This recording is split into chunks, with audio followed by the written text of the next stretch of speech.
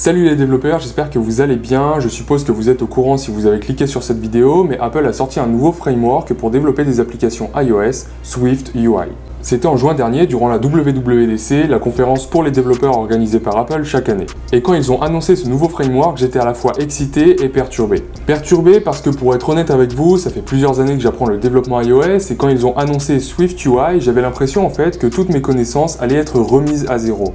J'avais un peu l'impression que tout ce que j'avais appris auparavant n'allait plus servir et qu'il fallait repartir sur de nouvelles bases et réapprendre totalement le développement iOS. Alors c'est vrai que mes craintes n'étaient pas totalement infondées parce que le Swift UI change énormément de choses dans le développement iOS. Par contre, on verra qu'il apporte énormément de nouveautés et surtout une puissance incroyable pour développer des applications très rapidement. Et du coup, j'ai eu une petite période de remise en question durant laquelle je me suis demandé en fait si ça valait le coup de continuer à développer des applications avec l'ancien framework UIKit ou si c'était préférable de repartir de zéro, d'apprendre le Swift UI et de développer ces applications d'une toute autre manière. Alors au final, je me suis rendu compte que tout ce que j'avais appris avant n'était bien évidemment pas à mettre à la poubelle, mais il y a encore beaucoup de choses à apprendre. Et comme vous commencez à me connaître, vous vous doutez bien que c'est pas quelque chose qui va m'arrêter et que apprendre de nouvelles compétences, c'est vraiment quelque chose qui me passionne. Du coup, ça fait un mois maintenant que je passe mes journées à me former sur ce nouveau framework Swift UI, à lire des documentations, à regarder des tutoriaux, les vidéos d'Apple, etc., etc.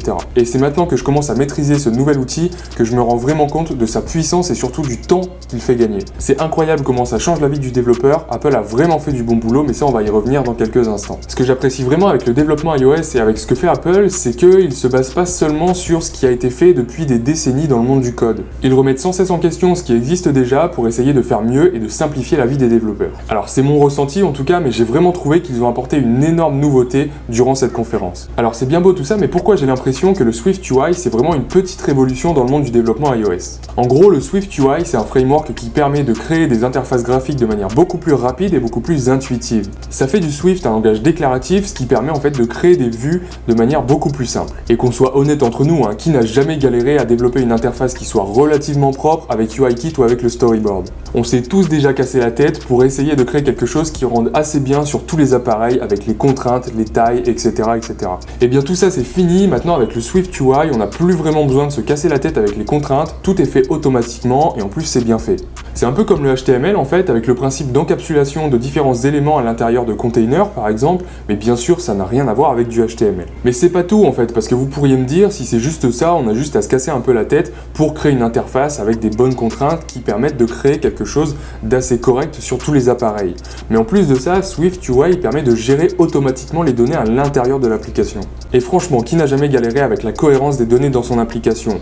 Quand on a une donnée qui est présente dans un écran, qu'on atterrit sur un autre écran, eh bien il faut gérer la cohérence des données entre ces différents écrans pour ne pas avoir de bugs dans l'application. Et bien encore une fois, avec le Swift UI, tout ça c'est plus qu'un mauvais souvenir. Ce framework se base en fait sur le design pattern qu'on appelle MVVM, alors je vais pas rentrer dans les détails, mais en gros c'est un des design patterns qui permet de structurer une application correctement. Bref, tout ça pour dire qu'après plusieurs semaines de recherche sur le sujet, j'ai sorti une formation qui va vous permettre de créer votre première application en Swift UI. Et je dis bien en Swift UI parce que cette formation est aussi bien destinée aux programmeurs qui ont déjà développé avec UIKit, qui ont déjà développé leurs premières applications iOS et qui veulent du coup passer à Swift UI, mais cette formation s'adresse aussi aux apprentis développeurs qui ont envie de créer leurs premières applications iOS. Dans cette formation qui contient plusieurs heures de vidéo, on va apprendre à créer une première application qui va contenir en fait toutes les fonctionnalités classiques d'une application. L'affichage de posts, la navigation entre les différents écrans, les paramètres pour l'utilisateur et encore la gestion des données entre les différentes parties de l'application. Durant cette formation, on va partir d'un projet totalement vierge, donc il n'y a pas besoin de prérequis,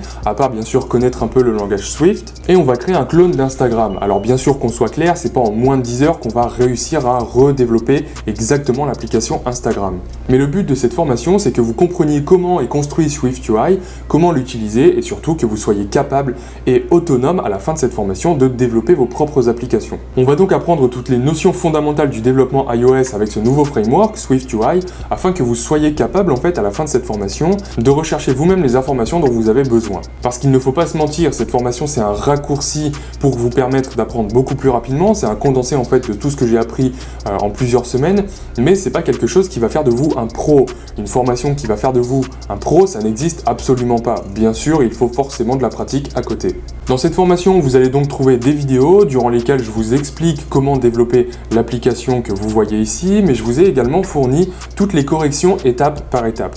C'est-à-dire que si jamais vous êtes bloqué à une vidéo, vous pouvez très bien passer à la suivante, télécharger le projet corrigé de la fin de la vidéo précédente et continuer à développer sans être bloqué. Alors maintenant, quels sont les outils nécessaires pour suivre cette formation? Malheureusement, il faut un Mac parce que, en fait, pour développer des applications iOS, il faut forcément macOS.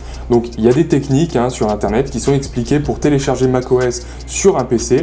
Ça, je vous laisse faire vos recherches. Le deuxième outil, c'est Xcode 11. Donc, pour l'instant, à l'heure où je vous parle, Xcode version 11 est disponible en bêta. Vous pouvez le télécharger sur le site d'Apple. Mais de toute façon, on va revenir sur les outils nécessaires dans les premiers chapitres de la formation et je vous expliquerai comment il faut faire. La formation est disponible dès maintenant sur mon site. Les liens sont dans la description. Si maintenant vous regardez cette vidéo avant le dimanche qui suit la publication de celle-ci, c'est-à-dire le dimanche 7 juillet, eh bien vous avez un code de réduction qui va vous permettre d'accéder à la formation à un prix réduit. Maintenant, si vous arrivez trop tard, pas de panique, la formation est toujours disponible sur mon site, les liens sont dans la description. Si vous avez toujours rêvé de créer vos premières applications iOS et pourquoi pas par la suite en faire votre métier, je pense que cette formation est vraiment faite pour vous puisque j'ai fait en sorte qu'il n'y ait besoin d'aucun prérequis particulier pour suivre cette formation correctement. Donc sur ce, moi je vous dis à tout de suite dans les premiers chapitres. Vous pouvez en attendant me contacter sur Instagram, Facebook, par mail ou même dans les commentaires de la formation. Tous les liens sont dans la description. Et sur ce, moi je vous dis à la semaine prochaine.